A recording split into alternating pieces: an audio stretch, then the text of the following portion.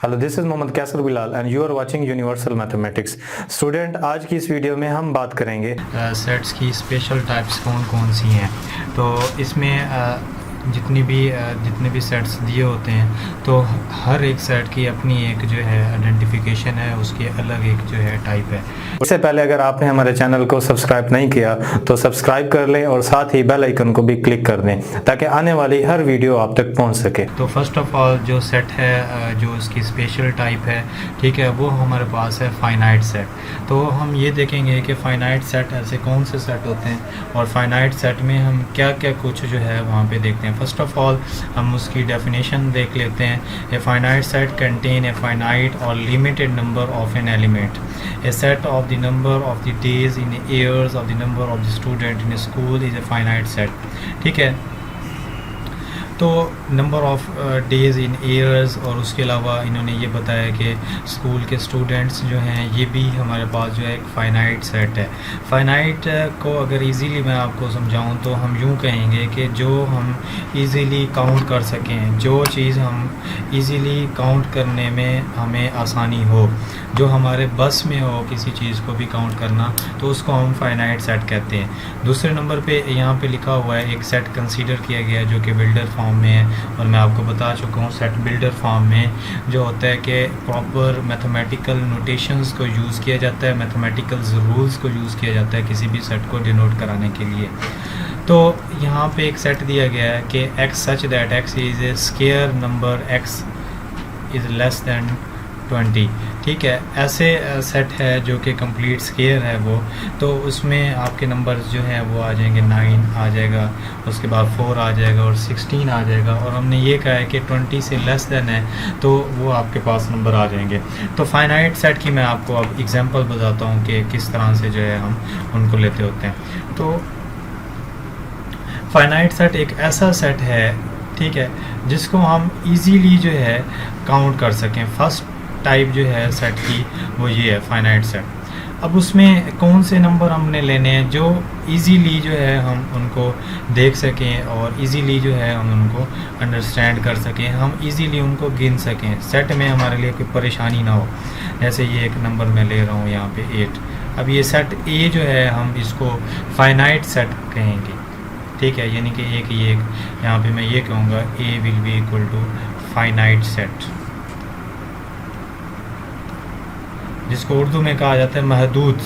ठीक है, यानी कि उर्दू में फ़ाइनाइट को जो है महदूद कहा जाता है। जितने भी सेट हैं उसमें set of the days of year आ जाएंगे, ठीक है, और उसके अलावा नेम ऑफ दी वीक आ जाएंगे। कुछ भी आप कंसीडर कर लें वो कंप्लीट जो है फ़ाइनाइट सेट कहलाएंगे। लेकिन इनफाइनाइट सेट कौन से होते हैं जिनको हम गिन ना सकें। अब इनफाइनाइट सेट की बात करते हैं। यहाँ पे ये देखें infinite set, N infinite set is a set which contain an infinite and unlimited number, जिनकी कोई लिमिट ना हो। लेकिन फाइनाइट में मैंने ये जो एग्जांपल ली है इनकी लिमिट है। ये देखें 5 से स्टार्ट हो रहे हैं, 8 पे ख़त्म हो रहे हैं, तो ये लिमिटेड नंबर है, लिमिटेड सेट है। लेकिन जो हमारे पास इनफाइनाइट सेट होगा उसकी कोई लिमिट नहीं होगी, ठीक है। तो उसमें क्या होगा आपके पास कि हम उसको अंडरस्टैंड तो करेंगे लेकिन उससे काउंट नहीं कर पाएंगे। A set of the number start set of the number of the star in sky. अब आसमान पे कितने जो है स्टार्स हैं अब हम उनको तो नहीं गिन सकते, तो ये हमारे पास अनलिमिटेड है, अनकाउंटेबल सेट होगा।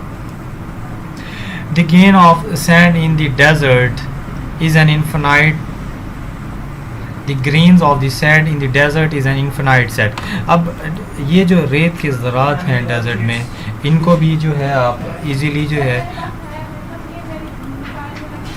अब यहाँ पे डेजर्ट एक दिया हुआ है, यहाँ पे जो रेत के ज़रात हैं इसको आप काउंट नहीं कर सकते।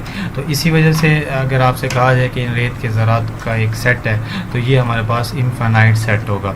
उसके बाद ये कहा गया है कि x such that x is an integer. x यहाँ पे जो है हमारे पास ग्रेटर नंबर हैं इंटीजर्स में जो कि 10 से ग्रेटर हैं। अब आप देखें कितने नंबर्स होंगे उनको हम काउंट नहीं कर सकते। तो इनफाइनाइट सेट की जो है मैं अब आपको यहाँ पे एग्जांपल प्रोवाइड करता हूँ।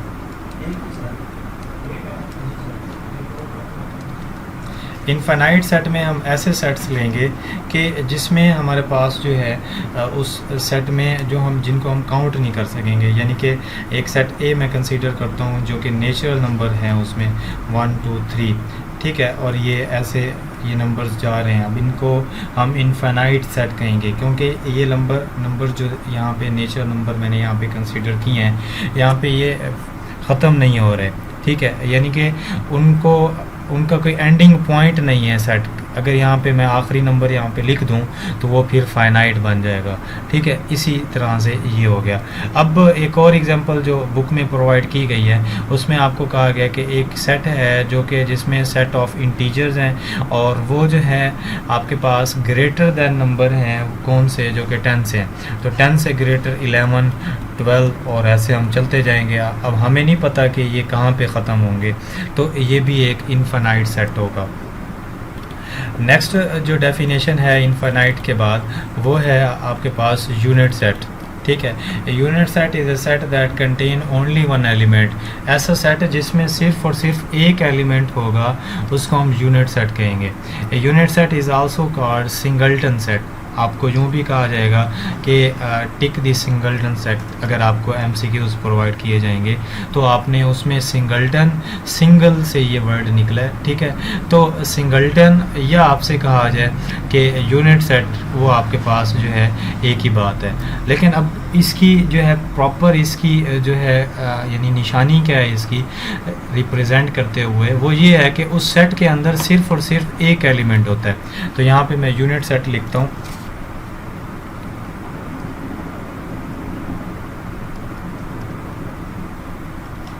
यूनिट सेट एक ऐसा सेट होता है कि जिसके अंदर सिर्फ और सिर्फ एक एलिमेंट होगा। मैं यहाँ पे एक एलिमेंट ए लिख लेता हूँ, ठीक है। एक और कंसीडर करते हैं, उसमें लिख लेता हूँ मैं संडे लिख लेता हूँ, ठीक है। तो ये भी एक यूनिट सेट है। मेरे कहने का मकसद ये है कि उसके अंदर सिर्फ और सिर्फ एक एलिमेंट, वन एलिमेंट होगा।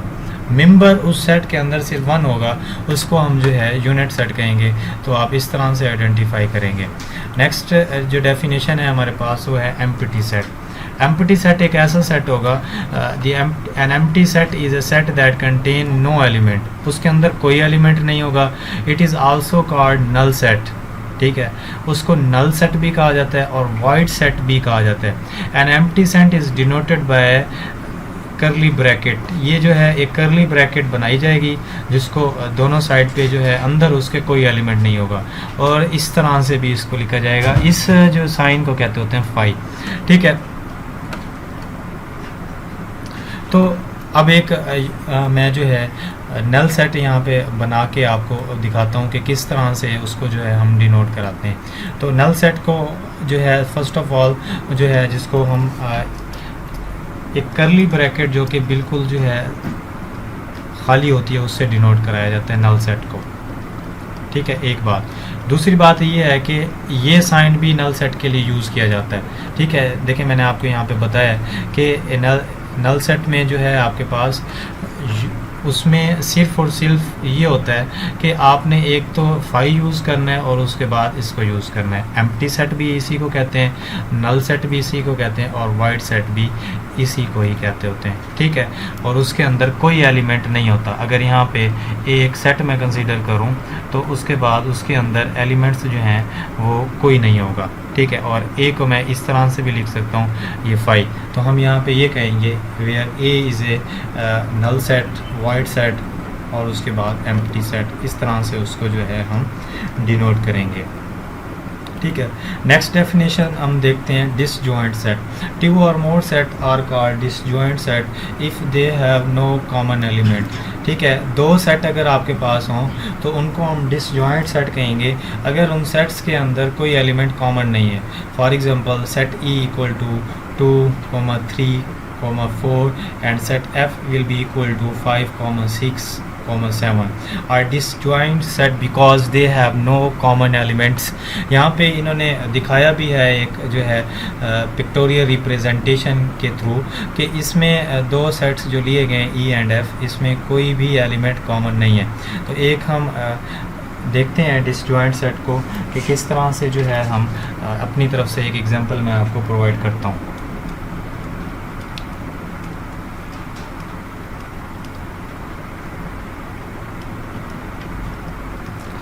एक सेट मैं यहाँ पे कंसीडर करता हूँ, उसमें मैं एलिमेंट लेता हूँ सेट ए, उसमें एलिमेंट हैं 5, 6 एंड 8, ठीक है। इसके बाद एक सेट मैं बी यहाँ पे कंसीडर करता हूँ, उसमें एलिमेंट लेता हूँ 1, 2 एंड 3। अगर आप गौर करें ए और बी में यहाँ पे हमारे पास कोई भी एलिमेंट सेम नहीं है, तो हम ये कहेंगे कि ये हमारे पास डिसजॉइंट सेट्स हैं, ठीक है। जॉइंट और डिसजॉइंट यानी कि ये जॉइंट नहीं है, एक दूसरे से मिले हुए नहीं है, रीज़न इनमें कोई एलिमेंट सेम नहीं है। तो जब हम इन्हें रिप्रेजेंट करेंगे, अगर मैं सेट ए को जब पिक्टोरियल रिप्रेजेंटेशन उसमें लूँगा 5, 6 एंड 8, इसको इस तरह से लिख लेंगे, और उसके बाद बी को जो है 1, 2 एंड 3, ये हमारे पास सेट बी आ जाएगा। और ये यहाँ पे हमारे पास जॉइंट्स नहीं होंगे, सेट्स जुड़े हुए नहीं होंगे, ठीक है। उसके बाद एक और देखते हैं डेफिनेशन, मोस्ट इम्पोर्टेंट डेफिनेशन है, इसमें है ओवरलैपिंग सेट्स, ठीक है। 2 or more sets are called overlapping set if they have at least 1 common elements, जिसमें कम से कम एक एलिमेंट ऐसा हो जो कॉमन हो। कॉमन मीन सेम, यानी कि यहाँ पे एक सेट जी देखें, इसमें जो एलिमेंट्स दिए गए हैं उसमें 1, 2 एंड 5, ठीक है। और एक सेट यहाँ पे दिया गया है सेट एच, जो जिसमें एलिमेंट्स हैं 2, 3 एंड 4।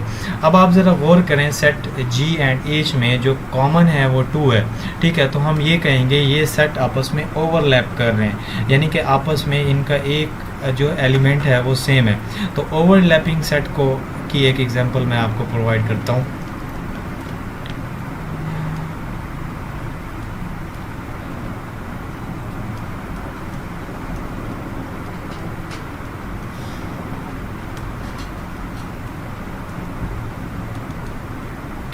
ओवरलैपिंग के लिए एक सेट हम कंसीडर करते हैं सेट ए, उसमें मैं एलिमेंट लेता हूँ 5, 6 एंड 8, 9, ठीक है। ये मैंने आपको टेबुलर नोटेशन के थ्रू यहाँ पे मैंने सेट लिखे हैं। उसके बाद एक सेट बी लिखते हैं जिसमें हम एलिमेंट लेते हैं 3, 2, 6 एंड 9, ठीक है। एक ये सेट लिया हुआ है, दोनों सेट हैं, सेट की कंडीशंस को सेटिस्फाई कर रही हैं और दोनों को मैंने यहाँ पे रिप्रेजेंट करा दिया। अब आप ज़रा गौर करें, इसमें इनमें जो है एक चीज़ कॉमन है, ठीक है। वो क्या कॉमन है? वो है हमारे पास नंबर 9, ठीक है। 9 यहाँ पे कॉमन है, तो उसके लिखने का तरीक़ाकार ये है कि आप सेट ए लें, ये मैंने फैक्टोरियल जो लिया, ये बी का सेट ए है और ये हमारे पास बी है। ए के एलिमेंट 5, 6 एंड 8, उसके बाद यहाँ पे मैं 9 लिख लूँगा, ठीक है, क्योंकि ये 9 का सर्कल है। उसके बाद बी के अगर एलिमेंट लें 3, 2, 6, 9 इसका यहाँ पे आ गया। तो मेरे कहने का मकसद ये है कि जो कॉमन होंगे एलिमेंट वो ओवरलैप। अब ये देखें, ओवरलैपिंग ये होती है कि ये आपस में जुड़े हुए हैं, ठीक है। यानी कि अगर मैं इनको अलग अलग करूं तो ये यहाँ पे ओवरलैप नहीं कर रहे, ठीक है। लेकिन ये कोई सेट यानी कि सी है, ये कोई सेट डी है, इसके अंदर भी कोई एलिमेंट पड़े हुए हैं, इसके अंदर भी कोई एलिमेंट है। लेकिन जब हम इसको इस तरह से बनाएंगे और यहाँ पे मैं इसको ओवरलैप करवा दूंगा, ये हिस्सा ये डिनोट करेगा कि ये यहाँ पे ओवरलैप हो रहे हैं। ओवरलैप मीन कि ये यहाँ पे आपस में मिले हुए हैं, इनमें कोई चीज़ ऐसी है जो कॉमन है, ठीक है, जो कि कॉमन है यहाँ पे, इस वजह से इसको इस तरह से डिनोट किया जाता है। तो ये बेसिकली डेफिनेशन थी ओवरलैपिंग की। अच्छा, नेक्स्ट जो डेफिनेशन है हमारे पास वो ये है इक्विवेलेंट सेट। इक्विवेलेंट सेट वो सेट होता है, 2 or more set are called equivalent set if they have equal number of elements. उसमें अगर एलिमेंट सेम होंगे, यानी कि उनकी तादाद सेम होगी, एक जैसे नहीं, उनकी तादाद सेम होगी, तो उनको हम इक्विवेलेंट सेट कहेंगे। For example the 2 set equivalent because they have the 3 elements. ये सेट जी दिया हुआ है, तो सेट जे में हमारे पास ये जो है 1, 4 एंड 6, इसमें नंबर ऑफ एलिमेंट 3 हैं, और सेट के दिया हुआ है, इसमें नंबर ऑफ एलिमेंट जो है ये भी 3 हैं, तो ये भी हमारे पास इक्विवेलेंट सेट है। उसके बाद है equal set. 2 or more set are called equal set if they contain same element. For example the set are equal elements. यहाँ पे अगर आप देखें, एक सेट L दिया हुआ है, इसमें एलिमेंट है 2, 4 एंड 6, और इसमें एक सेट M दिया हुआ है X such that X is a positive multiple of 2 less than 6। अब ये दोनों, एक जो है आपके पास सेट बिल्डर फॉर्म में है, ठीक है, और एक आपके पास टेबुलर नोटेशन में दिया गया। अब ये देखें, पॉजिटिव नंबर जो कि 2 के जो है 2 से जो है डिवाइड हों, ठीक है, सॉरी 2 के मल्टीपल्स हों, तो हों भी 7 से छोटे। वो देखें 7 से छोटे जो हैं वो आपके पास 2 आता है, एक 4 आता है और 6 आता है। तो इस तरह से ये L और M आपस में इक्विवेलेंट सेट हैं। तो आज के इस कंप्लीट लेक्चर में हमने सेट की स्पेशल टाइप्स देखी, जिसमें हमारे पास जो है first of all finite set था, जो कि महदूद एक कंसेप्ट है, वर्ड महदूद जिसको हम गिन सकें, इनफाइनाइट सेट जिसको हम गिन ना सकें, और उसके बाद यूनिट सेट जिसमें एक एलिमेंट हो, एम्प्टी सेट जिसमें कोई एलिमेंट ना हो, डिसजॉइंट सेट जो कि जिसमें एक एलिमेंट सेम हो, सॉरी जिसमें एक भी एलिमेंट सेम ना हो, ओवरलैपिंग सेट जिसमें एक एलिमेंट सेम हो, इक्विवेलेंट सेट जिसमें एलिमेंट की तादाद सेम हो, इक्वल सेट जिसमें एलिमेंट भी सेम हो,